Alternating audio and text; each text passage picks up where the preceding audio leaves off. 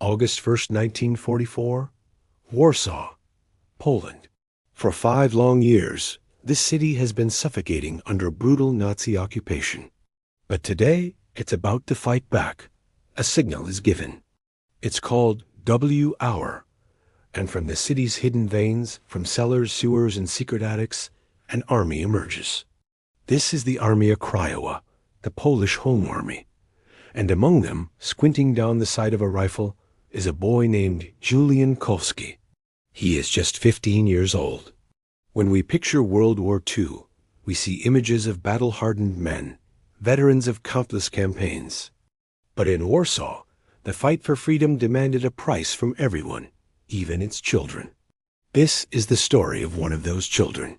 A boy who joined the resistance at the age of 10, became a trained soldier by 13, and fought on the front lines of one of history's most tragic and heroic battles. His name was Julian Kulski, and his story is a window into the soul of a city that absolutely refused to die. Julian Kulski wasn't born into obscurity. His father, Julian Kulski Sr., was the courageous deputy mayor of Warsaw. After the invasion, the Germans forced him to stay on as the city's president. It was a perilous position. Publicly, he had to comply. But secretly, he was a vital part of the resistance. From his office, he funneled city resources, critical information, and aid to the Polish underground state. Young Julian grew up watching this quiet, deadly dance of compliance and defiance. He lived in a house where loyalty to Poland was absolute, and everyone understood the price of that loyalty. When the first bombs fell on Warsaw in 1939, Julian was only 10.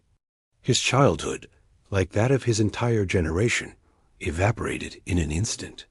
The vibrant, cultured European capital he knew was transformed overnight into a landscape of terror, roundups, and public executions. He witnessed the creation of the Warsaw Ghetto, a horrifying place. For a boy like Julian, steeped in patriotism from birth, doing nothing was simply not an option. So at just 10 years old, he joined what was known as the small sabotage. This was no childish game. It was a child's entry into total war. He and his friends would harass the occupiers in any way they could, slashing the tires of German military vehicles, breaking the windows of shops that collaborated, or painting the Polska Walczaka, the fighting Poland anchor symbol on city walls in the dead of night. Every single act was a life or death risk. A child caught could be shot on the spot or sent to a concentration camp. In the underground, he was given a code name, Goliat, Goliath, a name of ironic defiance for a small boy taking on a monstrous empire. As Julian grew, so did his role in the resistance. The small sabotage was no longer enough. The underground state was building a real army, and it needed real soldiers.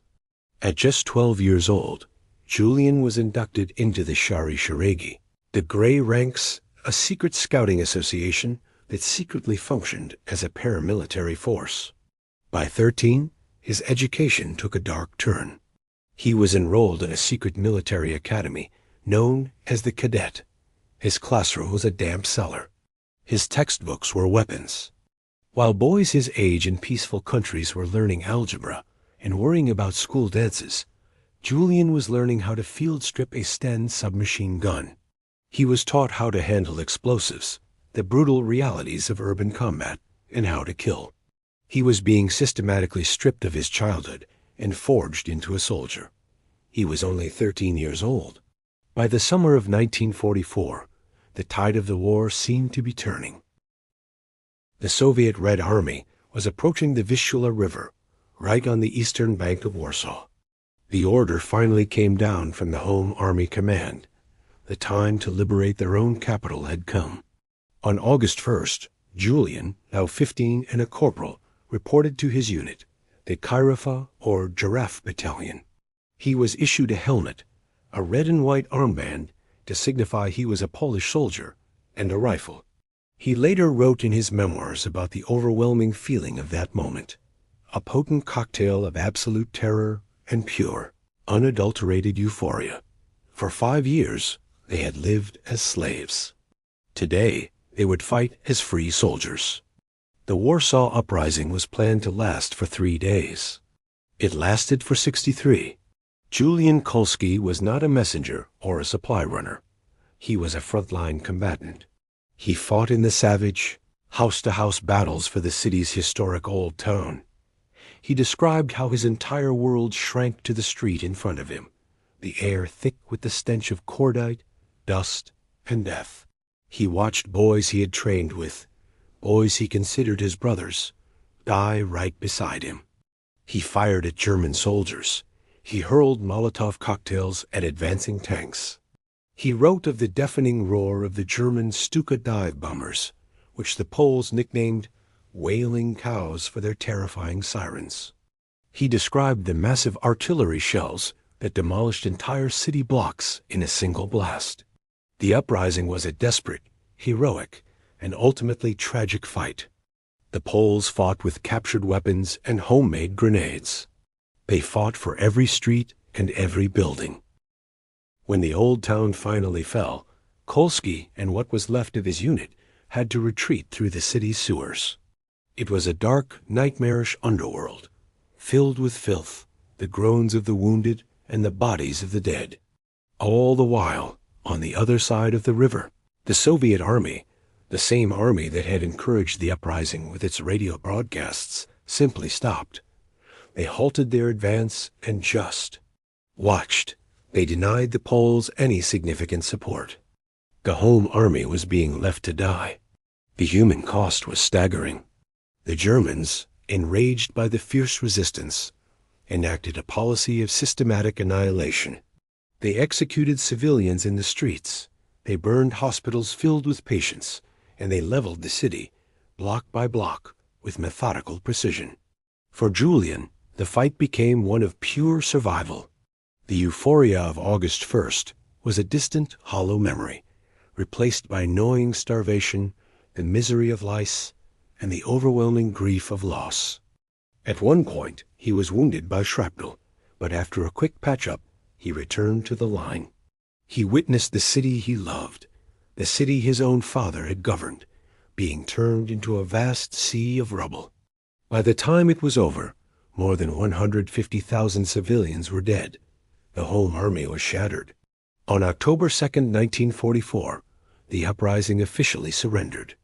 The surviving Polish soldiers, including the 15-year-old Corporal Julian Goliat Kulski, were marched out of the ruins of their city. Then, a strange miracle of war occurred. In a rare and uncharacteristic move, Hitler had agreed to recognize the home army as a legitimate combatant force under the Geneva Convention. This decision, likely made just to speed up the surrender, saved Julian's life. He wasn't executed on the spot as a bandit, but was taken as a prisoner of war. He spent the final months of the war in Stala She, a German POW camp, starving and freezing, but alive. In 1945, he was liberated by the American Army. He was 16 years old. He never returned to live in Poland. He eventually emigrated to the United States, where he studied architecture at Yale University and built a new life for himself. But he never forgot. He carried the ghosts of Warsaw with him for the rest of his days. Years later, he published his diary, The Color of Courage, to ensure that his story and the story of the thousands of other child soldiers like him would not be lost to history.